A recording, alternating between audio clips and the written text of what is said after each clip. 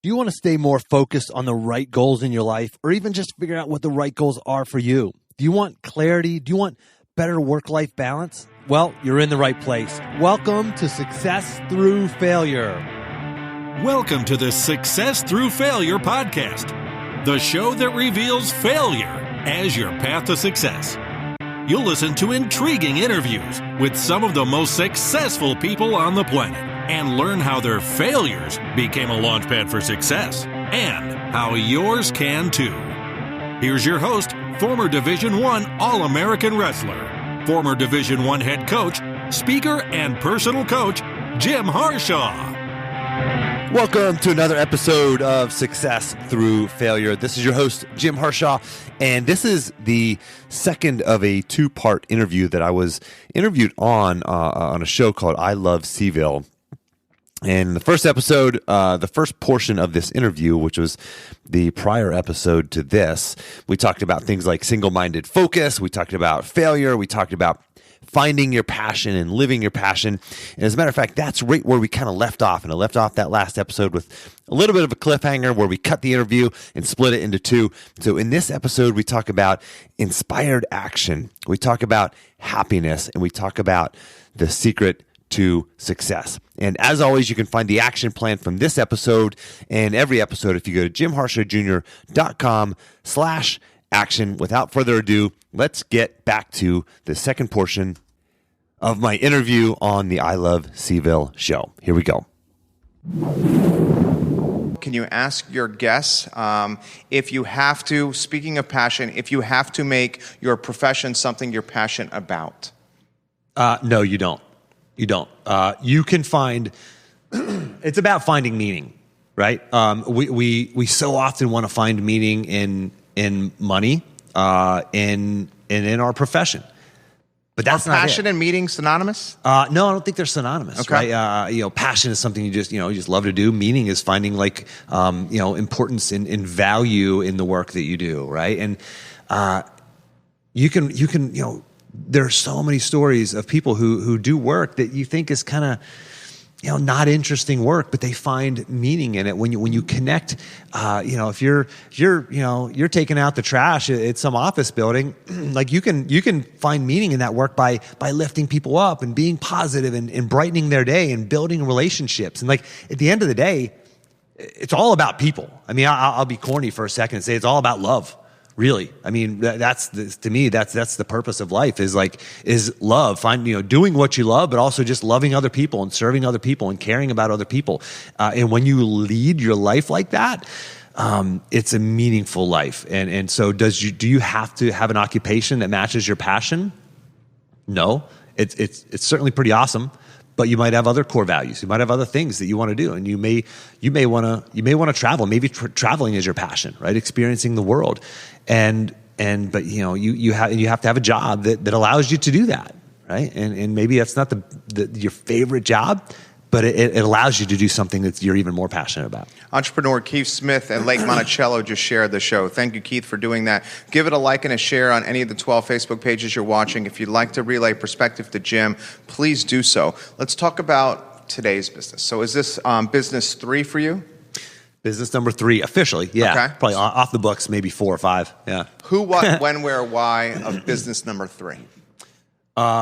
So who do I serve? What am I doing? What's that the sort of business thing. about? Yeah, so it's just jimharshawjr.com. I'm going to be filing a DBA here soon as the Harshaw Group because I have some other folks that I'm working in bringing into the fold now. But it's personal performance coaching. It's helping people show up and be the best versions of themselves, giving them clarity, helping them be consistent on the things that they want to be consistent with, helping them find balance in their life and set meaningful goals. A lot of times it ends up focusing around professional goals and being their best selves at work and personal leadership and becoming the person, becoming who they, becoming who they want to be at work. Making the amount of money that they want to make, but I also help them keep their eye on the ball in the other areas of their life as well. So it's personal performance coaching. It's for people who want to get to the next level. They know there's more potential inside of them. They feel like they're leaving too much on the table. They don't know how to get to that next level, but they know that the clock is ticking, time is running out, and there's no time left to underperform in their life. So that's who I serve. And how do I serve them? I have an initial 8-week program that I take folks through to help us really build a foundation of success in their life. And then ongoing and additional coaching outside of that. I've run a bunch of different mastermind groups. I have some just amazing individuals in these mastermind groups. I'm consistently learning from them. It's such a cool thing to be a coach because, I remember when I was a wrestling coach, I got better as a wrestler, right? Well, when you're a personal coach, you get better as a person too. So it's so much fun and fulfilling for me to do this. I get so much benefit out of it. So it's coaching, it's speaking. So I do, motivational speaking, for lack of a better word.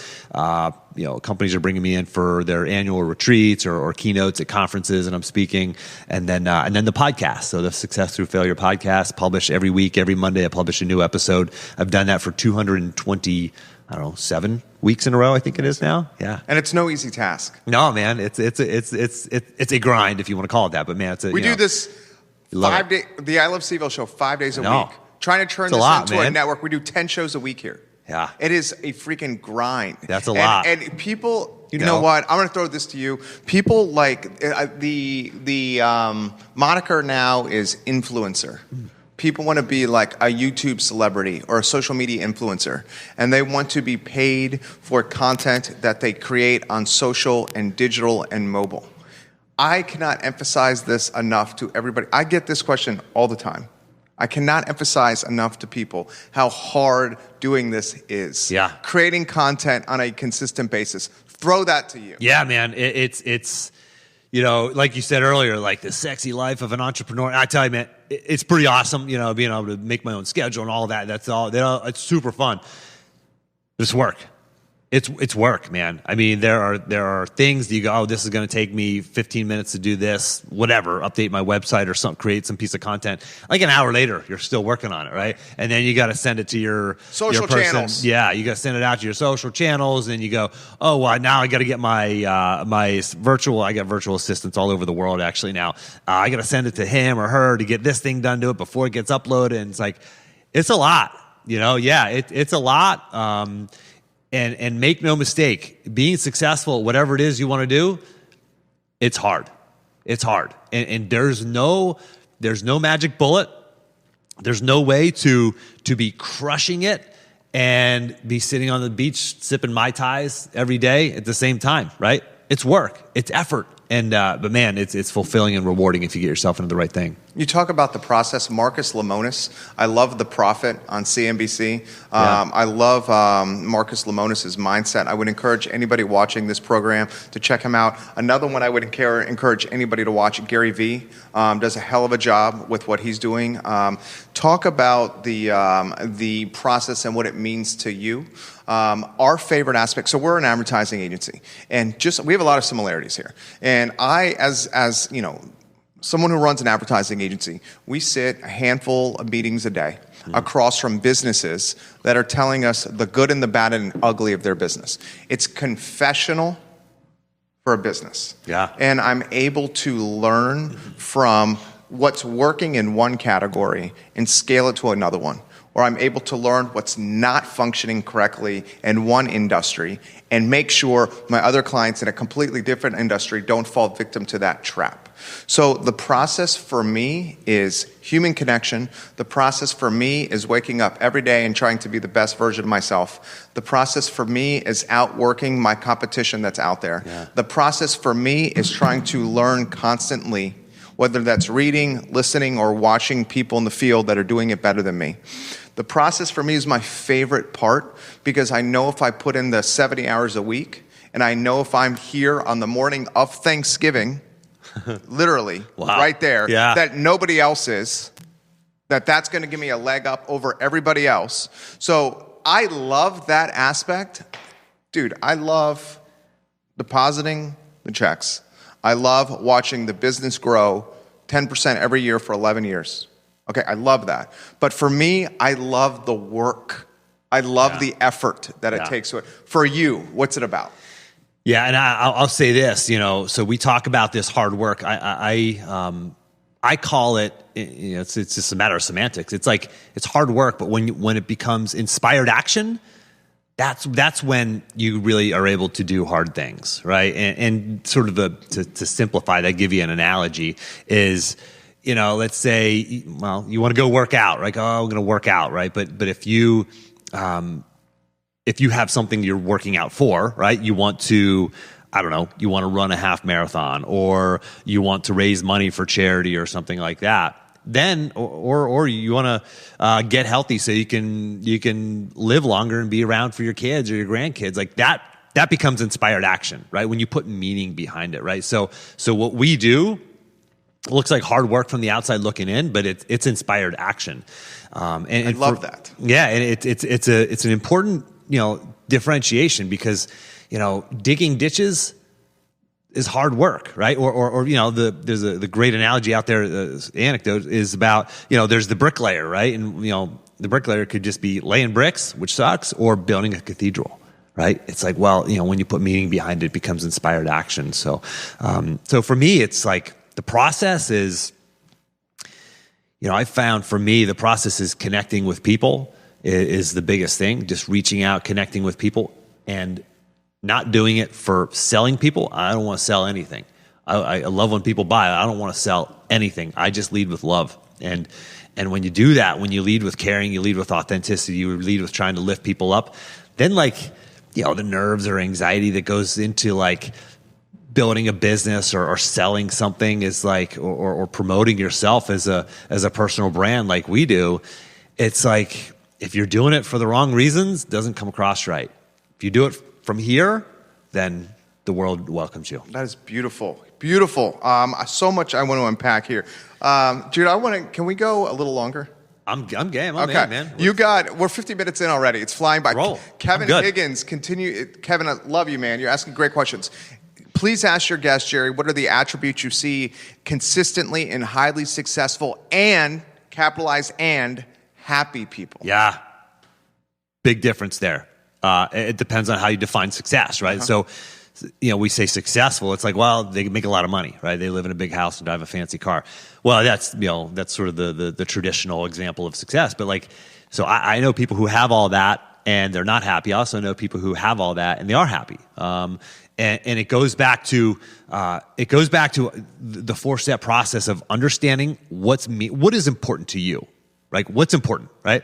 Those core values, identifying those core values, and then creating goals that align with those core values. And those people are happy. I love to use the example of Seth Goldman. So Seth was a guest on my podcast. He was the founder and CEO of Honest Tea. Sold that for $100 million to Coca-Cola. Remained as the CEO or chair of that for several years before he finally left that. And now he's the chair of Beyond Meat, which is now, I think, a publicly traded company. Just booming company. And this guy, CEO of a massive company, he was still at Honest Tea when I talked to him. Had him on the podcast a couple years ago. And this was someone who was successful and happy. And what I see from him is the most important thing in his life were relationships, people, his family first, right? He was physically fit. He was healthy. He paid attention to his own wellness.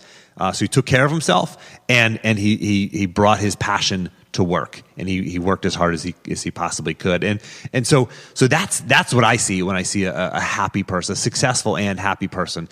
I'll give another example. Kevin Donegan, Admiral Kevin Donegan. He was an admiral in the Navy, retired about a year ago after a long and just distinguished career. Had him on the podcast, and when I first interviewed him, he had just taken over command of the Navy's 5th Fleet. For any military folks out there, you know what this means. The world is sliced up into 6 different territories, and he was in charge of one of those, and that one included the Middle East. Wow. So there was multiple conflicts going on at the time while he was the commander. Thousands and thousands of men and ship and billions of dollars worth of money and ships and guns and everything else. And this guy made time for me, by the way. He was in Bahrain, had taken the job over a week earlier. And I'm like, hey, man, you don't have to do it, but we don't have to do the podcast because you got other things going on. He's like, nah, man, we'll do it. Amazing interview, episode 25 or something like that years ago. And, but this guy, I mean, he talks about it. He talks about like living a balanced life, right? It's not single-minded focus. It's not just his job. He had one of the biggest jobs in the world, right? That you could possibly have in terms of responsibility. But it wasn't that single-minded focus. He always made time to work out and he always made time for his family. So that balance is what you have to strike. And you can't just live for one area of your life. You've got to build out the other areas of life that are not, you know, that you're not really fulfilling your potential in. Charlie Bredeman says, this is great stuff, Jim. You're an absolute stud. Jazz. Charlie the Spaniard Bredeman. He was ranked like 7th in the world. That right? UFC, yeah, guy's big time. He's amazing. So check out Charlie, by the way. Give it a like, give it a share, guys. We get this question all the time. This one's coming from Tim and Crozet. Jerry, I love the show. Please ask your guests and please offer perspective as well, Jerry, of how I can start my podcasts for what I'm passionate about, which is transportation that does not involve vehicles, getting around without vehicles. So he wants to know how you start a podcast. Yeah, man. Okay, Just do it, right? That was going to be my answer. Like, do it. So you got the topic. The topic is the hardest part a lot of times. But so do it. Like literally, that was my first episode. I remember you probably the same way. It's like, open your computer, hit record, and go and start talking, right? And before then, you go, okay, wait a second. Before I do that, let me write out my script a little bit, come up with some notes. Do your first episode. So if you want some other sort of concrete things, if you're not ready to hit record today, then check out Pat Flynn. He has like a free course online. Just Google Pat Flynn free podcasting course or something like that. That'll give you like soup to nuts, everything you need to know. You know, I use an ATR. What is this one? This is different than my mic, but it's like ATR 2100 microphone. It's like $50 on Amazon. You get that. You plug it into your computer. You can record on Audacity. You can record in GarageBand if you have a Mac. Record episode 1. That's how you start. Let's do it. Yeah, and then for figuring out how to get on iTunes, Google how to put my podcast on iTunes. It's super easy. Throw this to you: managing fear of doing something that's different, managing if this does not have success, and what is it going to look like to my following on social media. You don't know how many times I hear when we're working with early stage entrepreneurs. I'm talking about the type of entrepreneurs that are sitting across from that desk and literally are thinking, I have an idea for a business. This is what they often say. What if it doesn't work? Yeah. What if people on social media see that I started a business page and I updated my employment status, and then I have to change it because the business didn't have success? Right. Yeah, that's a real thing. That is a real thing. And I want the viewers to think about this. As you go through the world, I want you to pay attention to how you feel about people whenever they are authentic, genuine, and vulnerable, and they share their failures, they share their setbacks and the things that they struggle with. I want you to pay attention to how you feel about them before and after. Your respect for somebody actually goes up. You actually think more highly and you have more trust in that person if they share that they struggle or they share that they fail. And this is, you hear about this. It's kind of a thing in the personal branding in the entrepreneur world that we live in is you have to be authentic and you have to share, because if you don't, then you're just like this person on a pedestal that they think, oh, everything's perfect for them. They won't get me. They don't understand me because they're over there and I'm down here. It's like, well, no, like we're all down here. And that's the reality of it. And so once you understand that, and I live in a world where, listen, I get to talk about failure every single week on my podcast. And so for me, I've internalized it at such a hardwired, deep level that failure is okay. And it's just a part of the process. But for everybody watching, it's not, you don't get to talk about it like I do every day. So failure, it hurts me too, but it hurts me a little less because I just go, oh, I didn't fail. I just actually, I just learned something really significant there, right? Happens all the time to me, and that is part of the process, that fear. And so when you sense fear, if you're about to do something, start a podcast or set up that Facebook business page, right? Or whatever that first step is, like if you sense fear, a little anxiety and fear around it, it is a sign. I challenge you to see that as a sign that you're moving towards what you're supposed to be doing. I really want you to examine that. And it sounds like baloney BS, but I want you to really examine that feeling and say, I'm afraid to do that. And it might be so subconscious, you don't even know. You're like, man, I'm not starting that business page because I'm not even thinking about it because I'm too scared to even think about it. Well, like bring that from the below the surface up to the light of day and go, wait a second. I actually do want to start that business. It's been like sort of in the back of my head. I've never spoken about it out loud. I never journaled about it. I never did anything about it.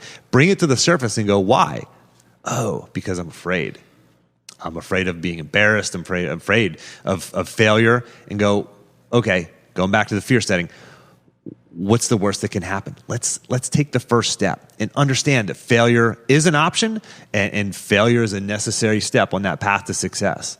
I love that. Dr. Scott Wagner's watching. He says, I absolutely love this guy and Jim Harshaw. I was going to say, so you mentioned Scott Wagner, you mentioned Interstate Pest Control. I am a customer of both of those companies. So Scott Wagner is awesome. He's fixed me, gotten me from like not being able to literally get out from my car into his office and not standing up straight, literally just about crawling on my hands and knees, like bear crawling. And then I walk out of there upright. So Scott's the man. And I hired Interstate as well. I have seen Dr. Wagner firsthand change people's lives. Yeah. I throw this to you on this topic. So, like you, a serial entrepreneur, 5 businesses for me. Yeah, you're crazy. First one, not good. Yeah. Took a lot of my personal savings, $32,000 invested into it. While I was a broadcaster for radio, TV, ESPN Radio, NBC 29, which you remember me then, and had the column in the newspaper and the Daily Progress. I was doing really well in my mid-20s, had disposable income, also thought I had the Midas touch, where everything I was going to touch was going to be successful. It clouded my judgment. That's why I asked you that question. Took $32,000 in 2008 of my own money and try to launch... Good timing, too, probably. The worst time possible. Try to launch a luxury sunglass business on Ivy Road where the Papa John's is and that car wash. Thought I could manage it from afar, hire the right people, just manage it from afar, not be on site. That business went 15 months, and I kept putting more and more money into it, and I shut it down. Second business, I learned from that, exited. It was a website, had success, made good money. Charlottesville Restaurant Week, started that. Third business. Sold it to the Seaville Weekly, made good money. These 2 businesses, advertising agency, 11 years running, the real estate investment, own most of this building, good, doing well, okay? I have learned more from the 15 months of hemorrhaging money from that sunglass business failure than pretty much anything that I have done in life. Throw that topic. And it didn't stop you. It did not stop me. me. That's the whole point. It demoralized me. It depressed me for a little while. It hurt. It stung. It still stings. Still stings. But it did not determine who I was. And that's the thing is like you when you talk to successful people like you or and you have all these businesses like.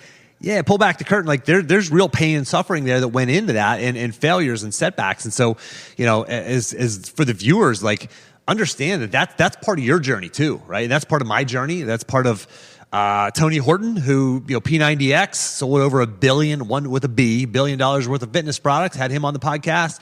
He talks about his failures and his setbacks. I mean. On and on and on. It's part of it, right? Mark Devine, he's a Navy SEAL, started a business. He talked about it on the podcast episode where I interviewed him, and started a business, and the Restro's restaurant went under. Client of mine right now, he's a big time restaurateur in the Northern Virginia area. He's got a bunch of successful venues. They were supposed to launch and open a new venue last week. Total bomb, total failure.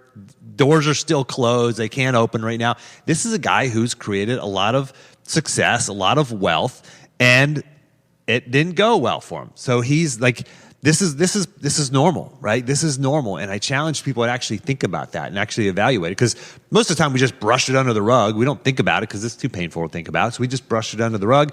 Don't talk to anybody about it. Most people don't have friends that they can talk to about that kind of thing.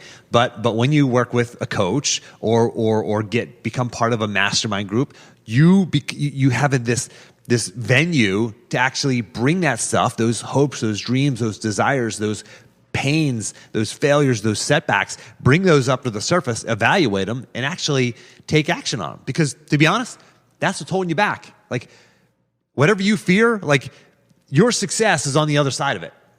Your success is on the other side of what you fear. And you had fear. I mean, it's not like you didn't fail and go, I don't have fear now. Well, no, you're like, well, I start the next thing. It doesn't mean it's guaranteed to succeed. It's like there's fear there, but you stepped into that fear. You walked into that fear. That is a prerequisite for success in anything. I got this. This is a good text message.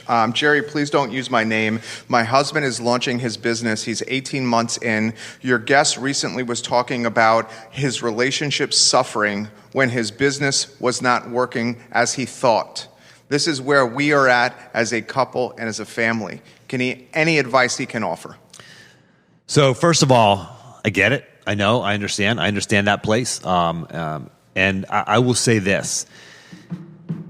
It all comes down to communication, right? And having honest relationships that are honest conversations with the emotion as best you can set aside. Sometimes that requires going to a counselor, a therapist, a marriage counselor, a marriage therapist. And can we debunk the stigma of seeing a therapist? Yeah, absolutely. I mean, I've done it, and it's like most of my clients have, most of my podcast guests have a coach and or therapist or both. It's part of it, right? You want to be the best version of yourself? Do it.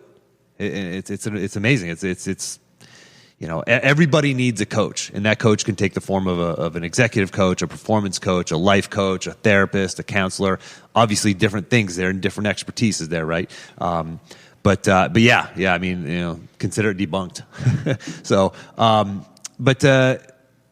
I will say this. So, if there's one secret to success, like we always talk about, what's the secret to success? It's hard work, it's networking, it's whatever, right? Dealing with failure. No, it's not. I've interviewed all these amazing people, hundreds of amazing people on my podcast, and I always hear, I always ask them to tell me, like, what habits they have, what do they credit for their success. And for the investor, it's never the investing. For the writer, it's never the writing. For the athlete, it's never the training. For those people, it's never the thing that you think it's going to be. It's always some version of journaling, seeing a coach, seeing a counselor or therapist, meditating, prayer, going on a retreat. It's always something like it's getting off the treadmill of life. It's not doing, it's stopping, right? And I call it a productive pause. And the definition is this. It's a short period of focused reflection around specific questions that leads to clarity of action and peace of mind. So, ma'am, that to your question, that's what you're looking for, is clarity of action and really peace of mind, right? And that comes from not just doing, not just going through the motions of your relationship or anything else in your life. It's hitting the pause button and asking a question like, for example, what's important now? And what's important now may not be creating an argument, right? What's important now might be, getting through the day, right? Or might be setting up a date night where you can go have a meaningful conversation.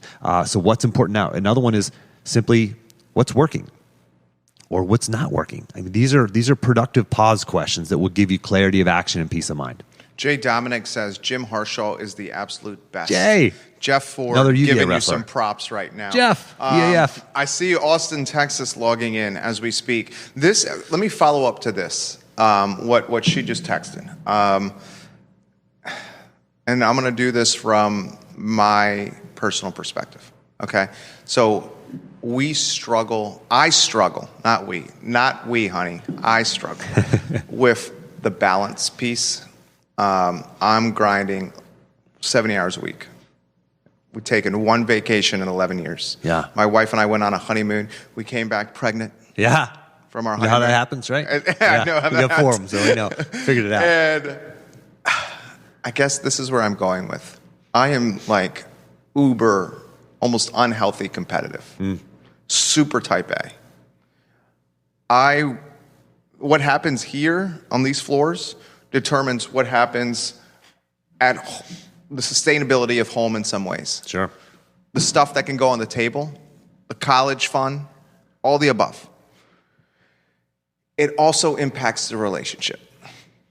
And it impacts the relationship because our most valuable commodity, time, is not being spent with family and wife and our wonderful son. And I missed him take his first few steps, a lot of his first words. She's amazing, works actively in the business, is doing project and social media management. A lot of the content that's going up on social is being done from our home office while she has a laptop on one knee and our kid on the other knee. She's amazing. I'm missing the time with them. Monday through Friday, rarely see my son. Saturday and Sunday, I try to make up for it. Feel guilty constantly feel guilty. But this is what needs to happen to keep the business going the right way. This is the question I have for you.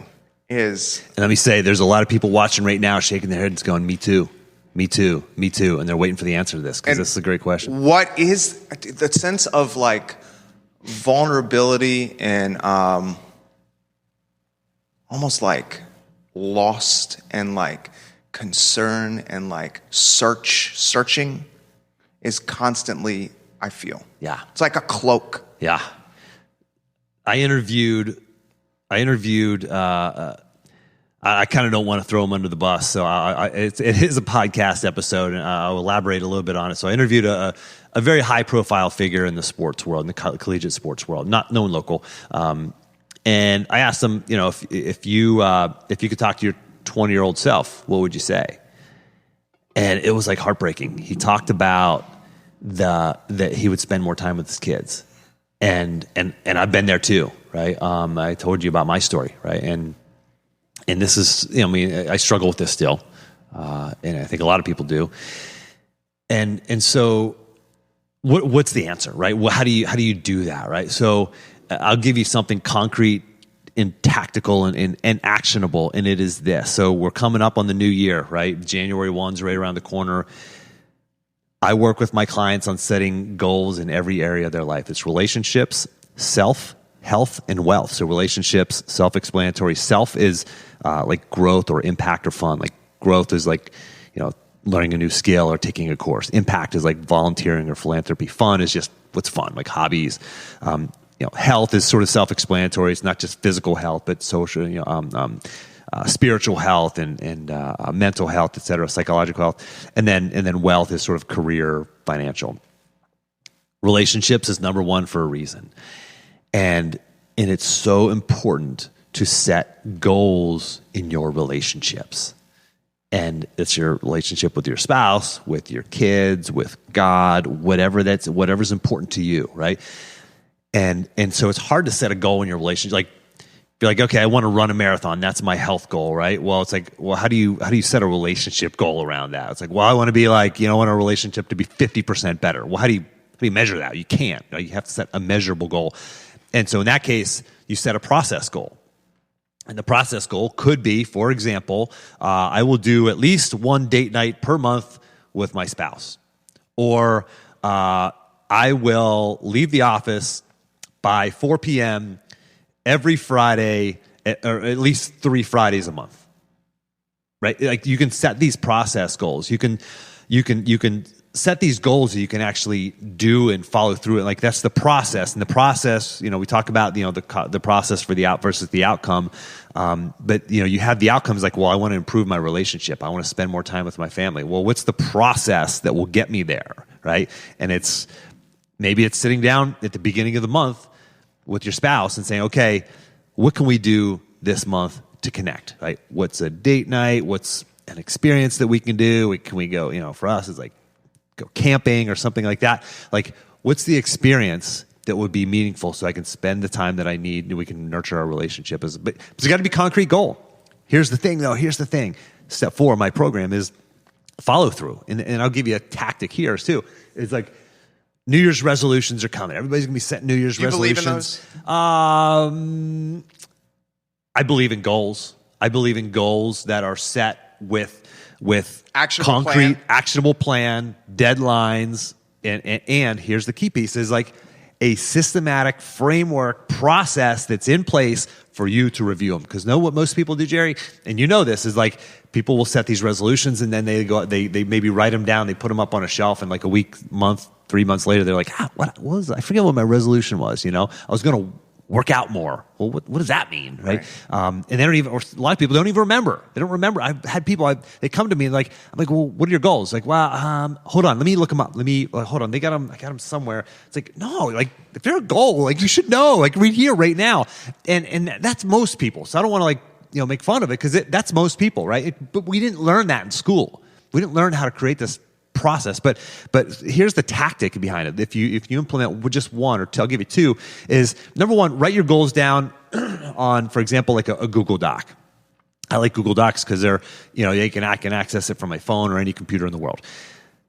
Take that hyperlink, open your online calendar, your phone calendar, copy and paste that link into a recurring thing every month, or the first Monday of the month, your goals pop up in front of you and you have to review. You have to go down, you have to review your goals, edit them, update them, change the timeline, edit the action plan, identify what I call your micro goals. Like, what do I do? Okay, I want to, improve my relationship. Well, it's like, what's the micro goal? What do I do this month? In the next 30 days, what are the things that I am committed to doing, right? Not just like in a year from now, it's going to be a great goal to achieve. Like, the next 30 days, how do I achieve that? So that's one tactic. And then the second one is this. I take my goals, actually my micro goals, and like 2 or 3 days a week, I write them down in a notebook. I write them down. So it takes with pen and paper, the old-fashioned way. And every time I do that, I always catch myself going, oh yeah. And I open up my to-do list and I put a couple things on my to-do list because it reminds me, schedule the date night with my wife, sign up for that Spartan race or whatever the thing, make sure you're making your 10 phone calls today, 10 outreaches to new people. Like, that's how you take goals, things that are important to us, our family, and put it down into like to-do list item today. Nathan Jr. just shared the show in Campos Sales, Brazil. Nice. Brazil worldwide. Watching right now. You've crushed it. We are 75 minutes in. It's felt like 7. Love it. I'm going to wind down with these 2 questions. What is the advice that you would give 20-year-old Jim Harshaw? Oh, man. I would say it would be all around failure. It'd be like, embrace your failures. Don't fear failure. Failure is a necessary step on the path to success. It took me a long time to come to that, to realize it, to understand it, and with some hindsight and perspective, and just having lived through a lot of those things and kind of gone, oh, wait a second, I'm actually here now, and I'm actually having this success because not despite, but because of that failure, that struggle, that adversity, that setback, and that's the advice I would share. How do you manage the feeling of vulnerability and uncertainty as an entrepreneur? It's all, for me, it's about mindset. It's about creating faith in your process, and I go back to it again. I don't think, people might roll their eyes at this, but it's like love. Like if you're serving people, if you really are serving people, right, through your business, I know you do, right, and through my business, I do too. Different businesses, we serve, and if you serve because you care, then that's, because I get anxious, I get nervous, especially before I'm about to go on stage, right? If I start thinking about, ooh, don't screw up, ooh, this has to be a good talk, it's like, no, like I have to wrestle with that and go put that aside and go, it's not about me, it's about them. Right? Lift these people up. They have challenges. They have struggles. And you're here to serve them. And whenever I come from that mindset, the anxiety and fear tends to melt away. Mark Gray. Yeah, Mark. Says 20-year-old Jim was tough as heck. Thanks, Mark. Appreciate it, man. Can you tell my kids that? Where's he watching? Charleston, South Carolina? Yeah, that's right. He's down there now. He's a Pittsburgh boy, wrestler. Close on this. I'll take one more question from the audience here. Jerry, I've thoroughly loved this interview from start to finish. Ask your guests how you get more speaking engagements. How did he become a TEDx speaker as well? Yeah, okay. So TEDx, that whole process started from failure. And this was the process. I stood up in front of an audience once, and when I was working at the University of Virginia, and I got so nervous, like visibly nervous. Literally, someone handed me a microphone to ask a question, and I was like, my heart started beating out of my chest, and I got super nervous, and I asked the question. It was like, oh my gosh, that was embarrassing. Like, you could see that I was nervous. Like 200 people turned and looked at me when I got handed the microphone, and I was like, that is not cool, right? You've got to get over this, right? So I signed up for Toastmasters. Did that What's for about Toastmasters is it's a national nonprofit where they have groups. There's like 2 or 3 in Charlottesville where you can sign up and you just practice public speaking in a small group, like 10, 15, 20 people. You meet, I think, weekly usually. My goal is I went about once a month. And you'd practice giving talks, and you would get feedback in this like safe environment. And there's this whole sort of curriculum they have. It's really valuable. And one day I'm driving to the office after I'm in Toastmasters for like 6 or 9 months and kind of brushing up on my speaking skills, getting more comfortable. And I hear an ad for a TEDx, the Charlottesville TEDx event. It's one of the there's like 7,000 or 8,000 TEDx events in the world. Charlottesville's is in the top 1% of biggest ones. I've heard that. Yeah, it's huge, right? It's a big one. And really well done, We have too. 2 of the people that are on the board watching right now. Yeah, Roger and Kate, is it Ennis watching? She's been on this program. She's watching now Oh, as yeah, well. yeah, Kate. Yeah, of course. Yeah, and she's one of the speaking coaches as well. That's right, speaking coach. Susan McCauley actually was my coach through that. And anyway, but so they held like open audition, basically an open mic night over at the Jefferson. There's like 500 people there, and they selected one person to be the community speaker. They have all these like amazing speakers from all around the country and even internationally, and I got selected by the audience, right? And so I got to speak on at the main event a month later, and so that was the process. It was like stepping into fear, right? It was like I was afraid speaking, so I did something about it. I took action, signed up for something, which was uncomfortable to speak even at Toastmasters, and then I signed up for an opportunity to speak in front of 500 people, and then in front of 1,000 people, and terrifying. But people go, "Oh, Jim, you're such a great speaker." It's like, well. Yeah, success through failure. That's the process. Last question for you. Allison Harshaw? Yeah. She says, I love you. Oh, my sweet wife. Love you, babe. Allison Harshaw, what she means to you. The world. Like she'll roll her eyes at this, and she's going to hate that you asked this question, Jerry. She keeps me honest. I mean, she's like... She has changed my mindset on everything in life in terms of like how to serve. This whole idea of like just love people. Like so much of that is rooted in what I've learned from her. So she's a licensed therapist and counselor, and she serves just kids going through amazingly hard things, and she loves it. She loves her job. She is one of these people that brings. She brings joy and love to the world, and I know she's rolling her eyes and she thinks this is so corny right now, but she told me about this one story of some kids where she works that they're going through just nightmarish things, and she loves those kids, like loves them, and it's like when you live with somebody like that, you can't help but like grow and be more like somebody like that, and so I'm so thankful for her in my life, and she's. Man, my kids would be so screwed up if it was just me raising them. So thankful for her as the mom. Yeah, it's amazing. You crushed it, dude. Love you, babe. You were on fire. This is fun, man. You're obviously good at this. So this is a blast. I was just following your lead, dude. It's good Seriously. stuff. You're good at this. Jim, let's close with this. How can we follow and engage with your content moving forward? Yeah, so JimHarshawJr.com is the website. You can find me on Twitter at Jim Harshaw, Instagram, Jim Harshaw Jr. Podcast is called Success Through Failure. If anybody wants to have an introductory coaching call, and this is a love thing. It's not a sales call. This is how I serve people. But at JimHarshawJr.com/apply, and you can apply for a free coaching call, 30-minute coaching call with me. And I love meeting people, and I love talking. I love serving, and it's how we become a better at my craft. Thank you for coming on the show. Thanks, man. Appreciate you. Yeah, Seriously. likewise. Guys, we close the show by letting you know first where you can find the content. We will archive the show in totality on iloveseville.com. That is the video and audio version. We will have this on a podcast. Anywhere you find a podcast, Apple Podcasts, my personal favorite. So there you have it. That's the end of my two-part series in this interview with Jerry Miller of the I Love Seville show. And I hope you enjoyed it. If you did, please give it a share.